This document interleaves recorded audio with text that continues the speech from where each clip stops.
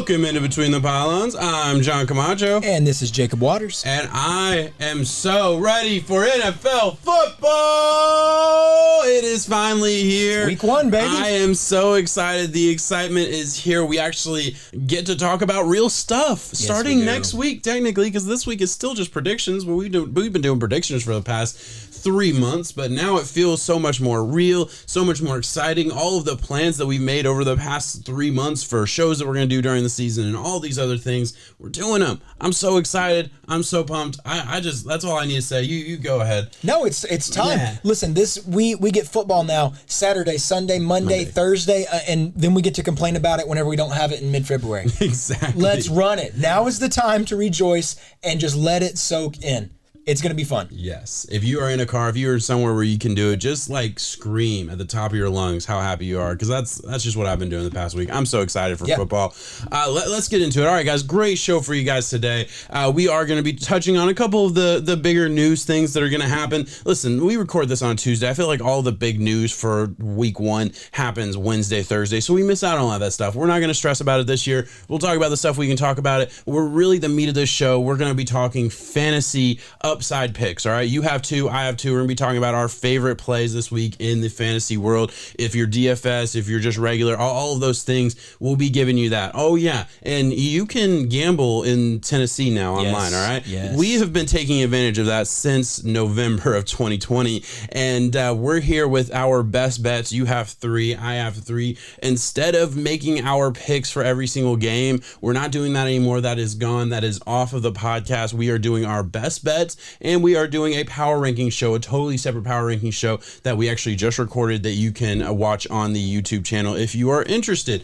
And last but not least, I'm going to also give my favorite prop bet for week 1 Thursday night football, and that is anticipation for my full prop bet show that I will have coming out on Thursday, maybe Friday based on when the lines come out. I'm not exactly sure, but that is going to be coming out, and we're going to do that tease. That's the show, man. I'm so excited. Let's get right into it. I'm going to stop talking for a second, and I'm just going to say 3 words. TJ Watt. TJ Watt.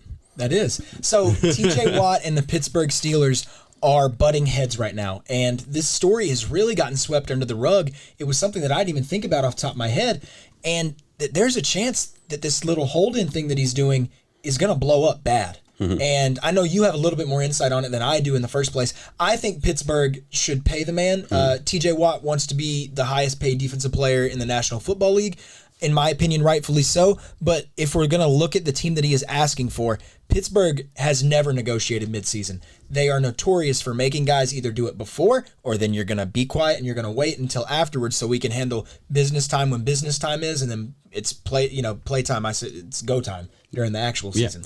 Yeah, no, the Steelers are just one of those teams. Like, it doesn't matter if you're Le'Veon Bell in your prime. It doesn't matter who you are. They're not going to conform to the players. And I think, look, they're a really well-run franchise. They've been competitive for a lot of years, so you can't really knock them for how they've gotten production and gotten results. Who have the resume to say, hey, this is why we do this. Deal with it. Exactly. So you don't have a problem with that. I don't have a problem with that. I'm sure you don't either. TJ Watt, obviously, listen, the hold-in thing is a real thing. Let's touch on that real quick, because I don't know how much we've really hit on that in the podcast. I know I've mentioned it a couple times. I really talked about it on the live stream I did a couple weeks ago. But what's happening now is because of the NFLPA, they changed the rules for if you miss training camp, if you miss a practice and things like that. And they basically made it impossible for a player to realistically miss the practices because it just costs you too much money. So what are the players doing? Well, they're really taking after a Jalen Ramsey. He was really the first one to do it publicly, where he was showing up to work every day, but not working. He couldn't get fined for not being there. He couldn't get fined for anything, but he wanted out. He wanted to trade. What happens like 3 weeks later? And granted, this was midseason, so it was a little bit different.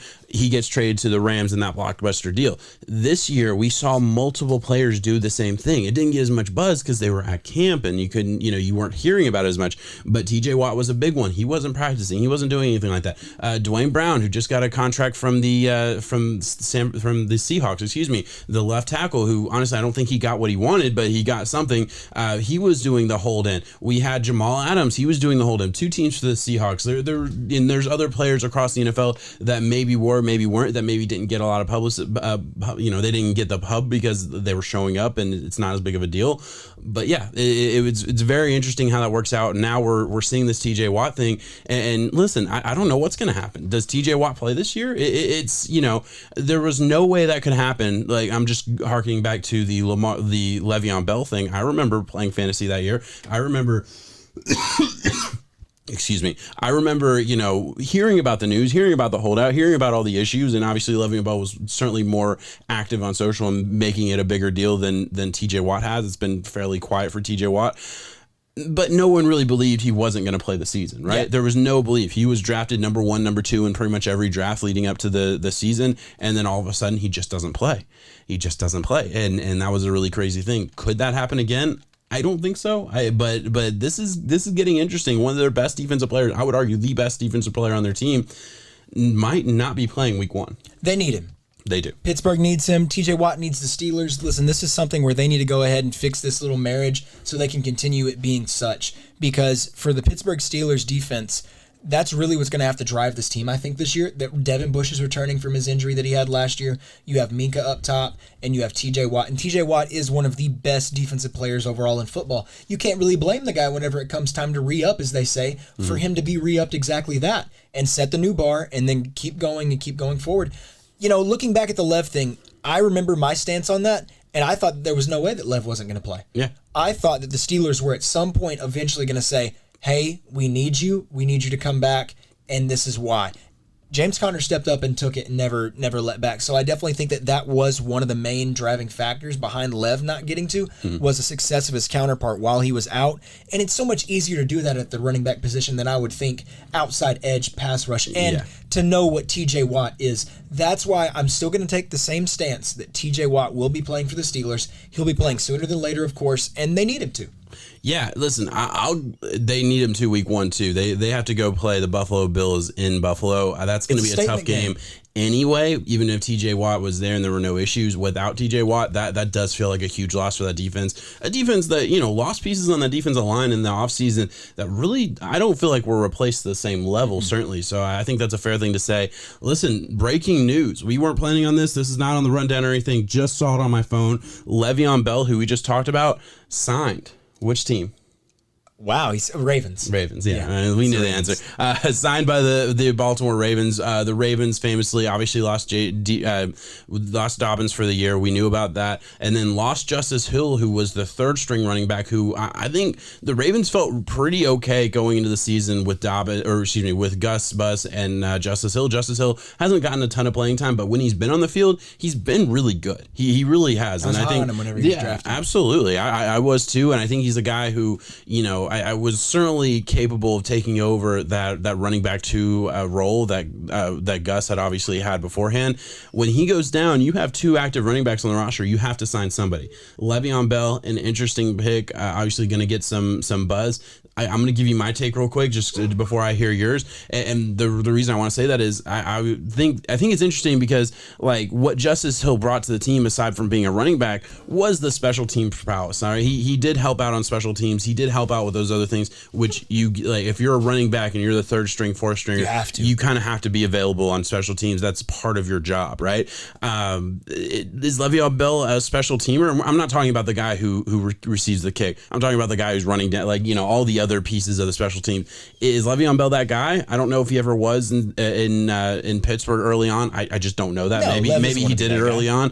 I don't know, but I certainly know that he that's not the pick I would have expected if you're wanting a guy that's going to help on special teams. So maybe they either feel fine without that and they're adding him for depth as the number 2. Do you think he has number 1 upside? What do you think here? So I definitely think this is the season of overhype. Yeah. And that's what happens early on. People are going to listen. As we speak right now, I'm sure people are going to be like, oh, God, Le'Veon to the Ravens. Let me go make a claim. Which rightfully so. I can't blame you to bet on what could be the upside. Yes, there is a realm where Le'Veon Bell. Listen, if you told me back in 2016, 2017, Le'Veon Bell would be on the Ravens, I'm like, wait, what? Yeah. Oh, my God, sign me up for that. That's going to be electric. But right now, the Ravens waited for a reason. They worked Le'Veon Bell. They worked Todd Gurley out too, right? So they were definitely doing their due diligence on these running backs ever since losing Dobbins. Now it was the final thing of losing Justice Hill is where they were like, okay, we do need some help. Yeah, I think Lev's going to be able to come in and get some meaningful snaps. He still could be some fantasy asset overall, I guess, but I'm still sticking with Gus Edwards. I still think it is a smart move to play him this week overall. Yeah, but go get Lev if you have an open spot. I just definitely think there's going to be people saying this will win you your fantasy league over. No, I don't think it will. And by the way, as of now, I'm just reading it. He is on the 53. He's not on the 53-man roster as of right now. He is on the practice squad, but it does say that they're probably going to move him up once he's ready to go. So essentially, everything he said, I think, still counts. Like we said, though, I said be weary of this overhype, though, because that's what's going to happen when you hear this news right off the rip. It's like, oh my God, I got to go get him because he's going to be 2016 Lev. Yeah. I don't think so. That's never going to happen. I absolutely agree. Let's move on to a little bit of other running back news. I mean, I don't know how important this is to people, but I thought it was certainly interesting. Latavius Murray, who's had a pretty good career, played with the Vikings. Was he really? I didn't realize he was coming off his best. 8 yards per carry. Statistically best season. Because I will say, I remember watching him last year and saying, yeah, he's lost a step. He missed a whole, there were just a couple times I remember watching where it was like, he missed that hole. He couldn't hit that hole quite fast enough, and I certainly feel like I certainly felt like they lost a step, and I was actually expecting them to bring in another running back in the Saints. So kind of actually surprised to hear you say that, but it does make sense. I know they really believe in that 2 running back mentality. The big question here is, and I have our lads up right now. Really nobody else on that roster right now. Dwayne Washington, Tony Jones Jr. Those are not names that I'm super aware of. I think I've probably heard of them before, but like I don't know anything about them really. Right now, Alvin Kamara is the only guy on that roster that I know about. There might be Saints fans that are saying we're fucking idiots. They don't, there's some no name that's been killing in camp that I just haven't heard of, and if that's the case, hey, leave in the comments. I do apologize, but as of right now, Latavius Murray cut. Does this have significant effect on Kamara's fantasy output? No, so I still think Kamara was going to be the guy anyways. Oh, of course, But listen, there were times where Latavius, they really did like the 1-2 punch. They really did like putting in Latavius to keep the fresh leg mentality, because a few years ago, it worked out great with a 1-2 punch. Like you said, statistically last year was Latavius' best year on paper when it comes to yards per carry and the overall outlook of the way he was able to run the ball. But there were times where you could see Kamara and then you could see Latavius and you could be like, it's more than a clear step down. It is astronomical step down where it's like Kamara would take that play and not only do something with it, he would do 2 times better than what you could even if you did hit the hole. And there were times where he wouldn't even do that anyway. So I don't know who's going to be RB2 right now. There's a lot of names floating around there in the market though. Adrian Peterson reunion out there. Who knows? That would be very surprising. He's going to get a job somewhere. You think so? Yeah. I think all of those names that are still floating around out there. Really? I'm trying to think of the guy for the Falcons who was there and no longer there. Devontae Freeman. I still think he's going to be able to float around somewhere. Well, he tried out with the Ravens and didn't get the job. He did. It just depends on when injuries hit, man. It's going to happen, yeah, for sure. Lev wasn't going to have a job. And you got to think, Ty Montgomery's still there. He's listed as a wide receiver on here, but I mean, he's essentially a running back, wide receiver turned running back. They do use so yeah, he's still there. Maybe that's the number 2. I don't know. It'd be interesting. He was cut after he wasn't willing to take a pay cut. So now he has no pay. Yeah. That's funny unfortunate. How that works, isn't it? Yeah, it is what it is, man. That's what happens in the NFL. Hey, it's a dog-eat-dog world. No, you want no money. All right, cool. No choice. All right, hey, that's like really all the big news we have. Obviously, just kind of getting into this pod. Let's go through. Let's move on to our fantasy football picks. All right, so we each have 2 fantasy football players that we think are going to have a big game this week based on the matchup, based on stuff like that. We're going to be doing this every week, by the way. So if you are interested in that, hey, like, subscribe, all that good stuff. We really appreciate that. Let's get into it right now. You want me to go first? Or you want to go first? I'll go first. Yeah, and go first. I'm going to say it with all this Lev news, with all of the Ravens, we're talking about it. And my fantasy guy for week 1 is Gus Edwards. Gus Edwards has continued to rise up ADP rankings from the start. Of course, with the J.K. Dobbins, you would see the huge uptick right there. Justice Hill, huge uptick. I don't think it's going to see much of a difference with this Le'Veon Bell signing at all. Gus Edwards is going to show up, and the Ravens play the Raiders on Monday Night Football, and I think that he's going to show you why he has such a steady, safe floor, that he is guaranteed touches, he is guaranteed yards, he is going to be used in the passing game, and you add in a touchdown here or there, and that's going to make solid RB2 numbers with RB1 upside. Gus Edwards has that potential for you. I'm saying play him this week against the Raiders. Yeah, I absolutely. Listen, I'm starting him over Saquon this week. I am. Listen, I have Saquon on my roster. Obviously, high pick. There's certainly questions about the injury, but I feel like they're going to start him off slow. And you look at who they're playing. They're playing the Raiders, as you said. Raiders defensive line. Listen, there's pieces there for sure, but I think it's not a complete unit. I feel confident saying that. And this is a team that wants to run the ball. They're going to run the ball with Lamar Jackson. They're going to run the ball with Gus Edwards. So he's going to get the attempts. He's going to get the carries. And listen, I think if you owned Dobbins last year, if you were starting Dobbins, you got real frustrated with Gus Edwards siphoning off some touchdowns because it happened. It happened a good bit last year. I think there's really nobody on that roster that's going to siphon off touchdowns at least early on in the season. Obviously, we'll see what happens with Le'Veon Bell and all these things, but that's not going to take an effect week 1 at all. He is, to me, a big DFS play. He is a big play this week. If you have him on your roster, find a way to start him. Even if you drafted late and you have Gus Edwards for pennies and you have other starters,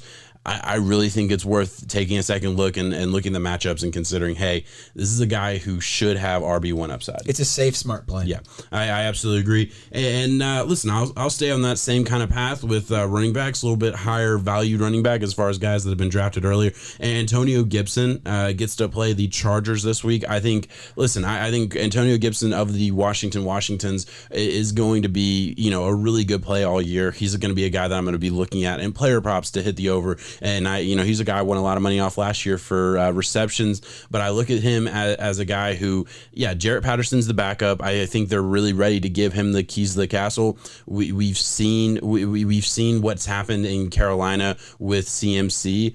Who was the head coach that really gave him the start? I can't remember. They're saying this is the second coming. This feels McCaffrey. This feels like there's a chance that's the upside. That is the Antonio Gibson upside. It's ridiculous.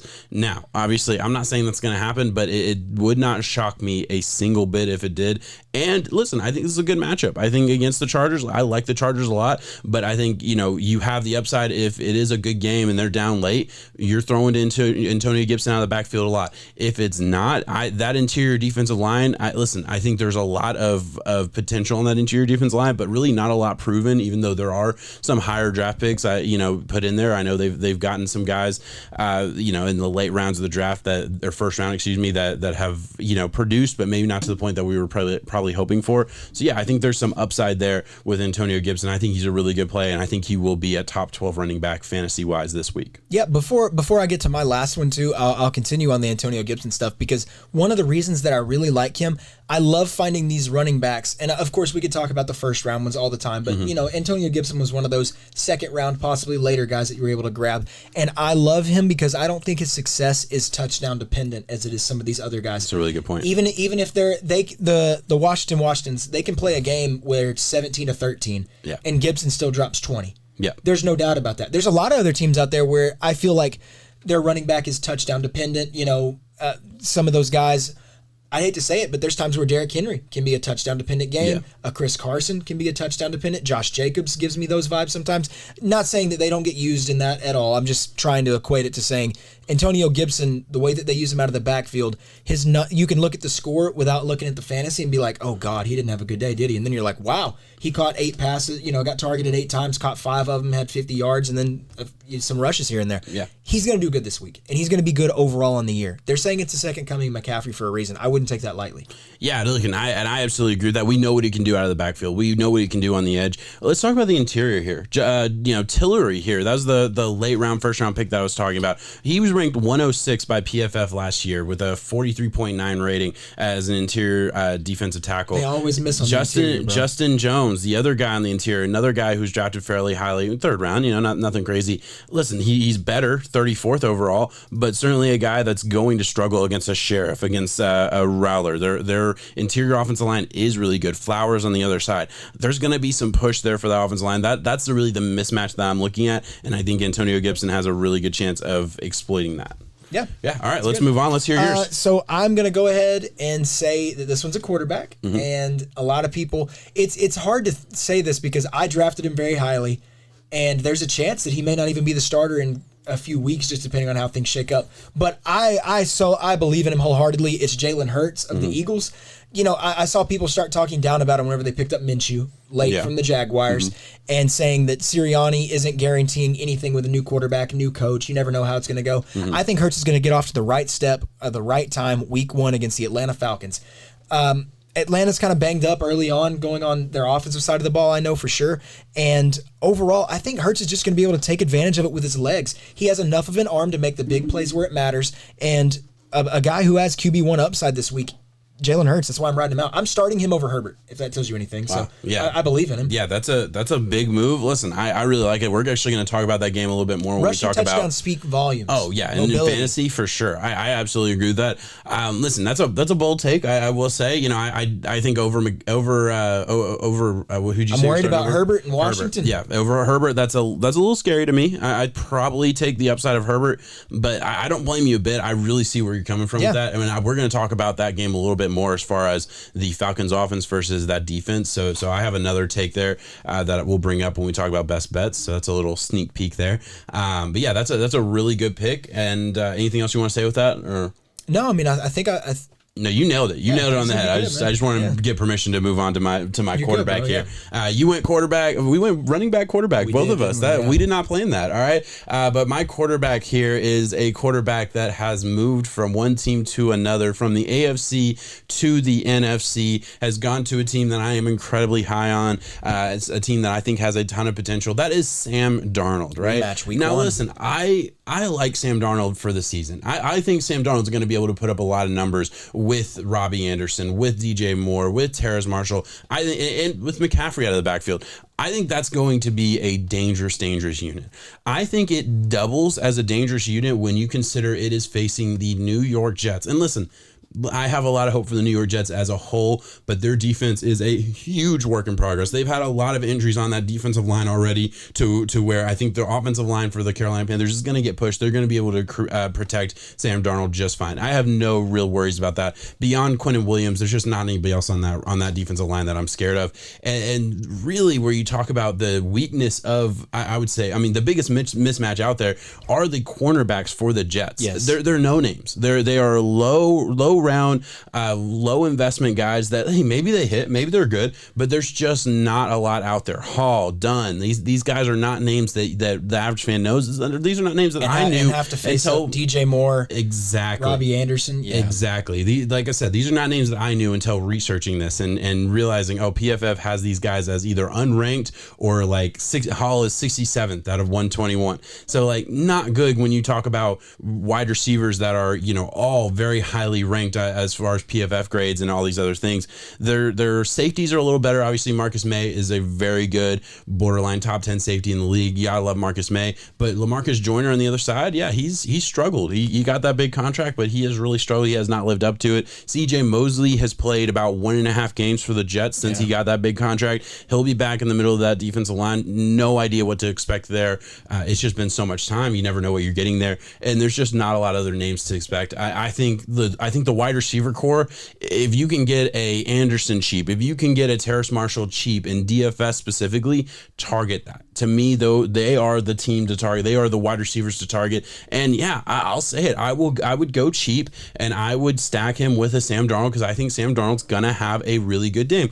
And look, I think the Jets offense can score. I think this game script has the potential, and it's week 1. It's usually low scoring in week 1. This could be an over. Yeah, this could be an over. They have the potential to be dangerous. I really believe in Zach Wilson, so there's a lot there that makes me think that Sam Darnold is a great pick. I thought about just taking one of the wide receivers, but I thought like any one of these wide receivers could go off. There's not one mismatch. And if you're at that premise, if any of these wide receivers can go off, you need to look at the guy throwing it to him and say he's going to throw it to all of them. So he's going to have a good day. I agree with you. Sam Darnold's going to have a good day. All right, those are our fantasy takes. Those are our top 4 guys that we saw that we think have some really, really good upside in fantasy football. Hope you enjoyed that. Hope that helps you guys. Let's move right along to our best bets for week 1, right? Actually, I want to do one quick thing, and this is not something that we're going to be doing week to week, but I want to, this is a little sneak peek, all right? This is what you're going to be getting from me on the prop bet show that we're doing, or that I'm doing every single week this year. I think the biggest way that you can win in gambling when it comes to the NFL specifically is prop bets. I think that is where Vegas puts the least amount of time. I'm not going to say the least amount of time, but it's just so much harder because you're projecting every single player's yards, and there's no program that's going to be perfect with that. There's always going to be holes, and I think I'm pretty good at finding them. I was pretty good last year, and I feel confident enough to make a whole show out of it this year. This is a sneak peek. This is my favorite bet for the Thursday night game. This is not obviously going to be on the show, but I was looking at the Thursday night game. This feels like a lock. I'm putting it on the screen right now. Ezekiel Elliott over 21.5 receiving yards. He surpassed 22 yards in every game that he played with Dak last year before the injury. He actually averaged 7.5 targets per game when Dak was in the lineup that first month of the season. And oh yeah, this is game script perfect. Game script perfect for Ezekiel Elliott. The expectation is the Cowboys are going to be underdogs. They are 7.5 point underdogs right now. Obviously, Tampa playing the former Super Bowl champion Tampa Bay Buccaneers. Yeah, there's a really high chance that they're sitting in the fourth quarter, maybe down 10 points, maybe down 2 touchdowns, and they're having to throw the ball. And what do you do when you throw the ball and nobody's open? You check it down to your receiver, give Zeke really, really good opportunity to get some extra yards. That is the lock of the week. And listen, I know it sounds silly. I know I get it. A lot of people aren't in on the prop bet thing. But if you bet this, it's you can win the exact same amount of money as you can betting that the Tampa Bay Buccaneers cover 7.5 points. And I'm sorry, I think there's a much better chance that Ezekiel Elliott gets 22 receiving yards than the possibility of a garbage time touchdown, even if Tampa Bay controls the entire game. You know what I mean? Like I think the line is so hard to beat week to week with NFL, and I think again there's always ways that you can find the best bets, but prop bets are one of my favorite things to bet on. I'll be doing a whole show on it, and I wanted to put this out there. Sorry. I'll let you talk now. I had to get off my soapbox. I agree with you on the prop bets thing because, like you said, looking at over-unders, looking at this, that, there's so many different ways that this game script can go. But when it comes to these player props, it's like the way that I attack it is I do the same. I look for a star, usually a star player, and then how you kind of base it out on, okay, last year if there was a guy missing from that team when they played, Dak. That was, you got a different version of Zeke, so it might be a little skewed on these first few weeks, getting the line back to where Zeke and Dak kind of flowing together. I think this is one of those that's exploited right now. And over 21.5 receiving yards, Zeke has the potential to break that on any given play, first off, whenever he's catching one, let alone when you say that every game that Dak was playing, I think it was 4 games, right?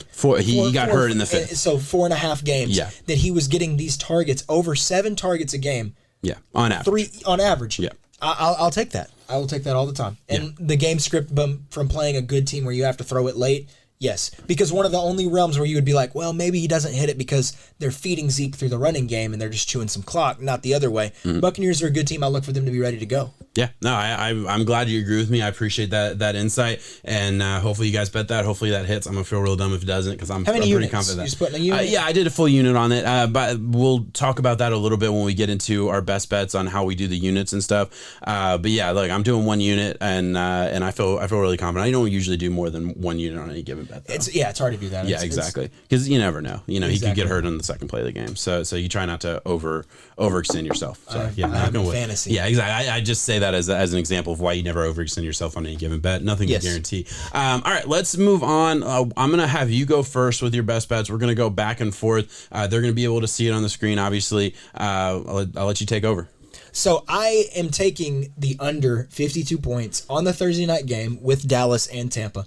Thursday night games are primarily low scoring, and looking at the way that offenses start week 1, it can be kind of slow. I am expecting Tampa to, yes, I just said be ready to play some football, but I'm also expecting Dallas to get ready. I think it's going to take them a quarter or two to kind of figure this thing out. Might be a couple first downs, then a punt, some field possession early on, field position battle. And you know what that results in? A low-scoring game at halftime at a 52-point under. I understand that is pretty timid as it. All these unders sit around. I think it's like 52 to 44 is where you'll find all of those sitting. But I really like this one just kind of be that slow, almost boring, if you will, Thursday night game. I don't want to say boring because I'm super excited for football, but I remember sitting there a lot of times on Thursday night and I'm like, guys, do something. That's just kind of how it goes sometimes. These teams take a second. It's going to get going. I look for these Thursday night bets a lot on the under going forward into the season too, because you're catching a team on a short week. Yeah, no, I really like that bet a whole lot, and really, would it surprise anybody if it's 7-3 at half? No, it wouldn't surprise me. It really wouldn't. There's going to be miscues. That's always what happens. And actually, listen, hey, if you're listening to this on a Wednesday morning or whenever you're listening to this, you don't have a lot of time to wait, but I would wait all the way up until game day. That's what I'm doing. It's the first game of NFL football. There are going to be a lot of people betting the over. All right. When you sent me this line, because he sends me the lines, I make the graphics. When you sent me this line yesterday or whenever it was, I think it was yesterday or the day before, it was at 51.5. It's already gone up half a point. That's why we have it at 52 right now. It's going to keep going up just because that's what happens. The over gets inflated. And also there are statistics, I don't have it in front of me right now, but there are statistics where the Cowboys in general are one of the most bet over teams on any given game because they're America's team. I think it's offense capabilities. They're America's team. The over gets inflated by Vegas because everyone bets the over. So it statistically speaking, betting the under on a Cowboys game is actually one of the better bets out there as far as statistics across the board. You're going to hit it more times than you saying that. It was since I don't know how many seasons it was, but it was a 66% success. It was from 20. It was from the past 20 years. It was 21 years. They had 7 games. We were talking season long in this particular graphic or example, but in the past 21 years, they had hit the over on the line to win 7 times out of 21. 33% they hit the over. So the under hits America's a whole team, lot. High expectations. Yeah, and you get that influx. Yeah, absolutely. Do you want me to keep going with mine? Or no, we'll go back? Yeah, let's just go back and forth. I mean, we can do that. I'm going to start here with the Jacksonville Jaguars and Houston Texans. Obviously, the game we're all going to be watching, right? That is a barn burner. 44.5 points, and I get it. I'm betting the under on an already low one.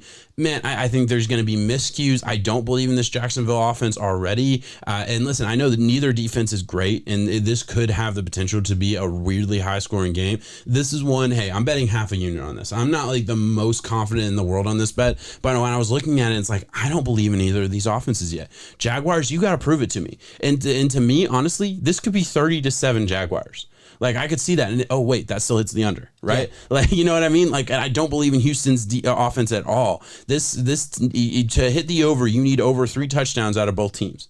21-21 doesn't hit the over. Have fun figuring out where they come from. Exactly. So I just don't see where these points come from. Obviously, this could be just one of those college-y games where, hey, neither team has great defense and everything's working on both sides, and the over hits by a mile. I just don't see that for this. In the NFL, it just doesn't happen. Obviously, we can talk about these two teams being some of the worst teams in the NFL. Obviously, statistically last year, they were 2 of the top 3 worst teams in the NFL.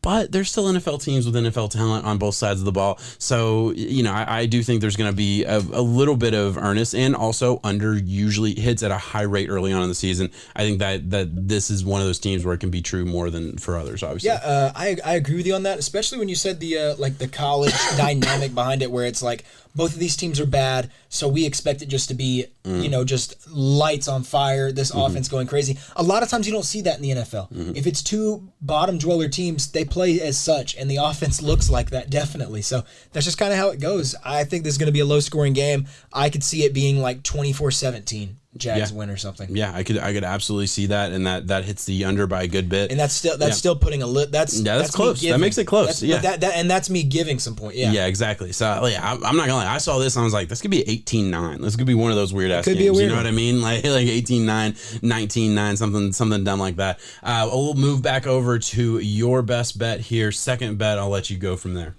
So I have the under. Sorry. I have the over hitting on the Arizona Cardinals and Tennessee Titans game. I think that this line set at 52, and I see both teams set up for offensive success early. Kyler, D-Hops, Chase Edmonds, I think that this team is ready to go, and I think the Titans, if they're able to win this game, are going to have to match them as such.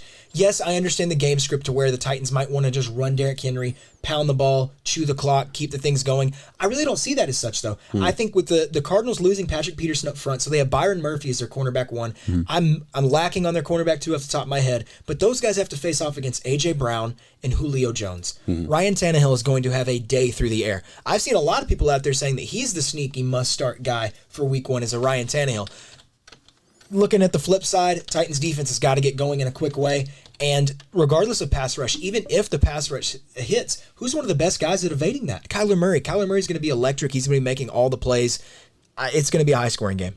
And just the cornerback too for the Cardinals is Robert Alford. Yeah.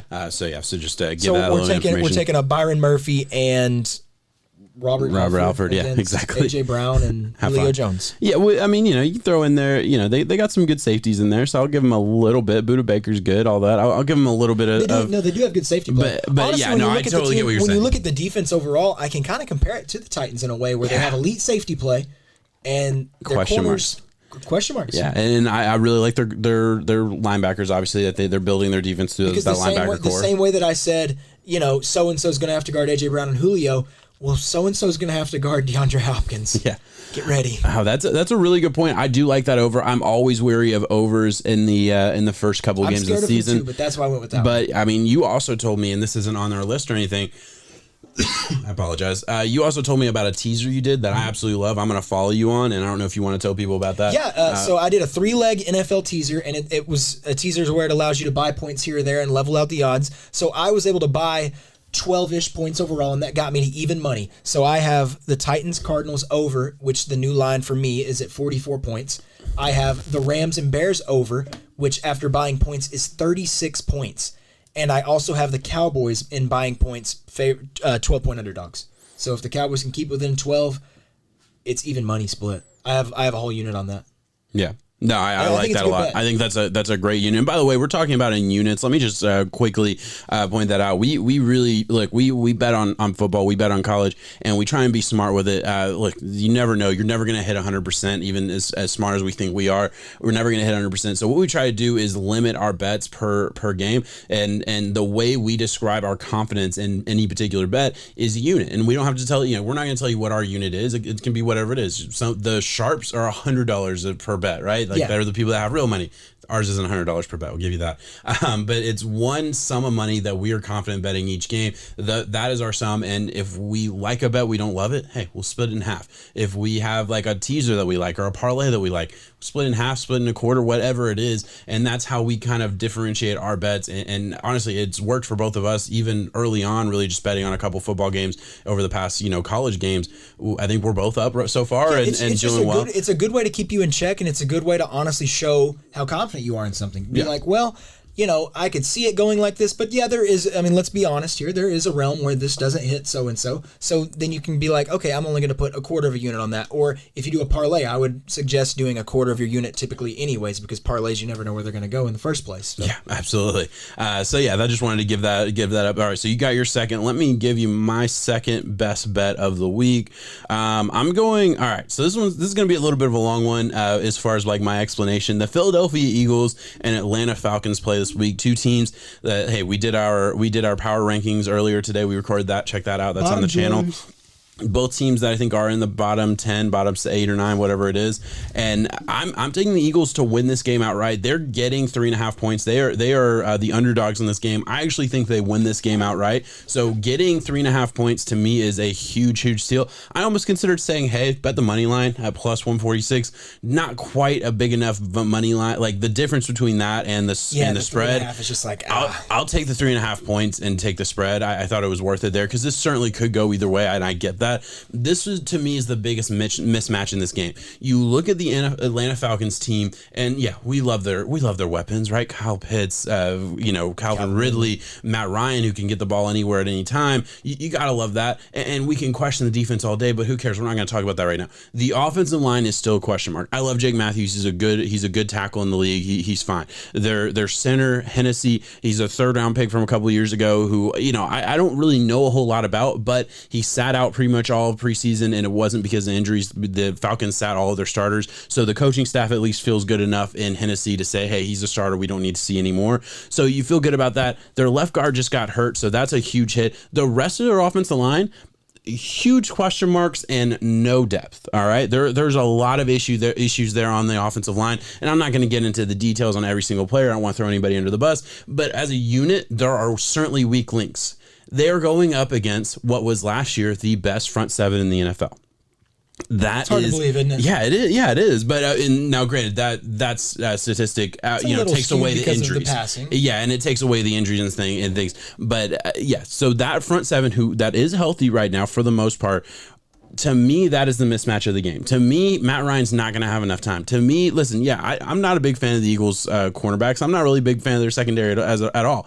But I think that is going to be where the game is won and lost. That's where Matt Ryan is not going to have enough time to make any moves. I don't love the run game anyway, but I don't think they're going to be able to get off the ground running the football. That's what Arthur Smith at least has done in Tennessee. So they're not really going to be able to play the game the way they want to. There's going to be a lot of boots. That's what Arthur Smith loves to do. That's what Matt Ryan's really good at, running that play action, that boot stuff like that. He's really good at analyzing the field, getting the ball out quick, all of that. Same kind of thing Tannehill was really good at. That worked in Tennessee. Should work in Atlanta as a whole, but I don't expect it to work this week because I just think they're going to be all over it, man. I really do. I think that is where the mismatch is. I think the Eagles are going to win this game. I think it could be ugly. Listen, I'm not in love with the Eagles offense. I'm not sitting here saying that's a lock that the Eagles are going to win, but that to me is a huge mismatch. And the reason I was kind of surprised to see that the Eagles weren't favored. I thought this should have been in like a -1 kind of thing. I thought this should have been a toss-up kind of game. I thought it was a coin flip too. Yeah, giving me 3.5, which is under that field goal range, which is a football number that you like to see. I like that extra half point. That gives me enough confidence to take the spread, and yeah, that's my best bet of the week here. I like it. It's a good one. Yeah, that's all I got. I know I just went on a little soapbox. No, you're good. I'll bounce it back to mine, and this one is on Monday Night Football, and we get to see the Ravens against the Raiders. And for me, this I guess you would say substantial line at 4.5. You know, there's definitely a favorite here when it comes to being the Ravens. But I think that the Ravens are going to show up and show out. I did not like the Raiders offseason at all. I don't want to sound like I'm about to hate on them, but I'm about to hate on them. I mean, if I'm taking a 4.5 as my best bet, the Ravens are going to show up and show out, and they always have a good preseason, and they are always primed and ready to go for week 1. I do not think that they're overlooking their match this game this week to get to the Chiefs game in week 2, which is going to be a huge game. I think they're going to show up, check every box, X and O's, all the way up and down, and it's going to be a blowout. Ravens are going to dominate this game. They made the right moves on the defensive side of the ball. Jason Away has been a standout at camp. He's going to help out a lot, and I just see the Raiders struggling offensively early on. Yeah, lost a lot of pieces on that offensive line. The wide receiver question, there's certainly question marks to the wide receiver position. Darren Waller, I feel like, is the only pass catcher that I have no questions about. You know, obviously they moved on from John Brown. John Brown requested it to be cut, and they granted that. Hopefully Brian Edwards shows up. I like the potential there. It's hard to show up when you got Marlon Humphrey on you. Yeah, exactly. And Henry Ruggs, we'll see. Maybe there's a long touchdown there. But overall, yeah, I agree. I think the Ravens, this is a prime game where it's like the Ravens are going to be able to do exactly what they want to do on the offensive side of the ball. And defensively, I have no worries there. So, yeah, I really like that pick as well. If the Ravens offense is able to do what they want to do, I don't think that the Raiders are able to do what they want to do, and that's what's going to result in this game going like that. Yeah, no, I absolutely agree. I think that's a great bet, and I guess I'll finish it off. It's funny how we have a little yin and yang thing going as far as like the way our bets are going, because my last best bet is the San Francisco 49ers crushing. I think they're going to crush the Detroit Lions. 7.5 point spread. I usually don't take the cover at 7.5 points in the NFL, especially. It's hard to touch a cover like that, but yeah, I think this is a blowout. I think this is 30-9. I think this is we're playing Trey Lance in the fourth quarter kind of game. I just think the San Francisco 49ers are healthy. I think the Lions have been having issues with injuries already and just are outmatched in this game at every point. Okay, let's talk about position groups. Yeah, from top to bottom, I do believe the San Francisco 49ers team is better at pretty much at every position. I'll say I don't think there's a spot where I would take the Lions position group over the 49ers. And then on top of that, you're giving me Kyle Shanahan, who was one of the better game planners, head coaches in the NFL, versus a very, very unproven commodity and a Dan Campbell, who, listen, I'm a Dolphins fan. I'm always going to have a soft spot in my heart for a Dan Campbell. I am hoping that works out for the Lions, but obviously we're not expecting them to win a ton of games this year anyway. Yeah, and I don't think it happens week 1. I don't. I think this is a blowout. I think this is a game where San Francisco gets off on the right track, and also Jimmy Garoppolo is playing for his job. He can't afford to look anything but perfect. All right, and maybe that makes him play worse. Maybe the pressure gets to him. But I think this is one of those things where it's like he's going to have every opportunity to look good, and he needs to look good, because the second he has a slip up this year, it's going to be screams for Trey Lance, and that's coming no matter what. I don't think it's coming week 1. No, it's not. I think he's going to show up. QBR is going to look great. Statistically, he's probably going to be like 21 of 25. 250 yards, 2 touchdowns and whatnot, and then whatever running back duo you want is going to take off. They're going to control this game, and they're going to dominate this game. I really like that you chose that because I want to do just one little tidbit sneak into a week 2 before the lines get adjusted because I do know that the 49ers are going to blow out the Lions, and I think that you need to jump in on this line while you can. It's the 49ers minus 4.5 against the Eagles. Ooh, that's Get in on that line. now before the 49ers take care of business. Yeah. Yes, I do think the Eagles might be able to show up and win that coin flip of a game, but 4.5 points, 49ers, Eagles, come on now. We have the Lions as a bottom dweller. I know where the Eagles are sitting right above that. Yeah. No, I like that. That's a really good point and a good addition there. I really like that. All right, that is all we got. I want to throw one more thing out there. All right, I want to give just a little nod, just a little tidbit on something that I think could be a very big surprise, and that is one of the best games of the week. This week is the Chiefs playing the Browns. All right, that's going to be one of the biggest games of the year. I mean, we have the Chiefs and Browns both in the top 3 of our Between the Pylons power rankings. So that just tells you how good of a game we think this could be. Man, week 1 is loaded with some really good matchups I'm excited about. This is one where I actually think the Browns can win this game. I think the Browns might take care of it too. I think the Browns win this game. And here's my argument, and I really wish you wouldn't have agreed because I thought I was going to get a lot of hate here. I do better when you hate my takes. So I hate that you just like it. No, you're dumb for that. The Chiefs are winning. Listen, we know what the Chiefs are. They're great. Take away the quarterback position, all right? Let's just pretend we don't know who's playing quarterback for either team and look at the roster top to bottom, position group by position group, and tell me which one's better. The Browns have the best offensive line in the NFL. I know the Chiefs did a lot with their offensive line, and it looks really good. Browns have the best offensive line in the NFL. And honestly, it might not even be close to the second best, all right? So check for the Browns. Flip it over, defensive line. Browns have a better defensive line, period. End of story. You're not touching me after you get Myles Garrett, all of those studs on that defensive line. You have Clowney there, who obviously is more of a name than he is a real big contributor, but I still like the upside there. You look at the secondary for the Browns, let's just go through it. I pulled it up. Ward, Newsome, Johnson, the third, the safety that they got in free agency, really, really good pieces in that secondary. All right. So, and listen, I get it. It's Mahomes. The Chiefs are going to score, but I think is a better secondary than the Chiefs secondary. Wide receiver group, top to bottom. I know Tyreek Hill is arguably a top 3 wide receiver in the NFL. I would certainly argue that. OBJ, Justin Jefferson, DPJ, Donovan Peoples-Jones. Wait, Jarvis Landry, not just, Did I say Jarvis? I'm so sorry. Jarvis Landry. OBJ, Jarvis Landry, Donovan Peoples-Jones. That is a really, really good unit, like spread out across the board. Obviously, Tyreek Hill is awesome. Obviously, Travis Kelce is awesome. But when you just look at the wide receiver unit, it falls off after Tyreek Hill. Hardman has not been the guy I think we all expected him to be. Robinson is Robinson. Demarcus Robinson, he's just there. I mean, that's just what he is, and on that roster, it's fine. The team loves him. Mahomes likes him. That's fine. That's all you need. But he's not like a dangerous threat. I'll put it that way. Top to bottom, the Browns have a better roster. All right, there's a reason everyone's excited about it. Yes, the ultimate equalizer is Mahomes, and obviously Baker Mayfield is not Patrick Mahomes. But man, I think this could be the game. The Chiefs obviously coming out, they did play a lot of preseason, and the Browns really didn't. So maybe there's a chance the Browns have a little bit of a slip up, have a slow start. I could see that happening. But man, 325 comes on September 12th. I am going to be watching very closely, and I am looking for an upset with the Browns. I'm calling it. I'm calling my shot. I think it's going to be an upset. That's good. I'm not betting either. I think it's going to be a good game overall, and I can see it going either way. But yes, I really do like the Browns' preparation for this game. I think they have a salty taste in their mouth from a playoff game where they were a few bounces away, and a 4th down, biggest balls on the earth, Andy Reid call that we've seen from going to the championship game. The Browns are hungry. They want more. And the Browns' overall plan of attack, for me, in the way that I look at a football team, I like more than the Kansas City Chiefs approach. Yeah. Kansas City Chiefs, like you said, though, they have the great equalizer in a Pat Mahomes that is able to make their scheme work so well. They're able to score on any given play, any given part of the field. The Browns, top to bottom, will pound and pound and pound and be efficient. It's a very good attack. Oh yeah, man! I hate that you agreed with me, but I'm glad you do. I've always thought highly of the Browns. Yeah, no, I think we both do. I had the Chiefs at 2 and Browns at 3 on my power rankings. Yeah, so I mean, that we get tells to see you the clash of the Titans. Exactly, that tells you where we're at with that. So all right, hey, that's it. That's a show.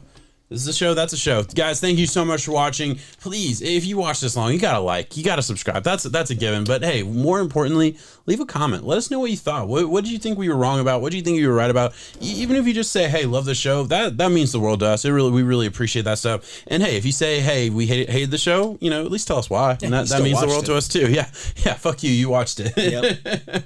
All right, guys, we're gonna get out of here. Thank you so much for watching. Peace. 7.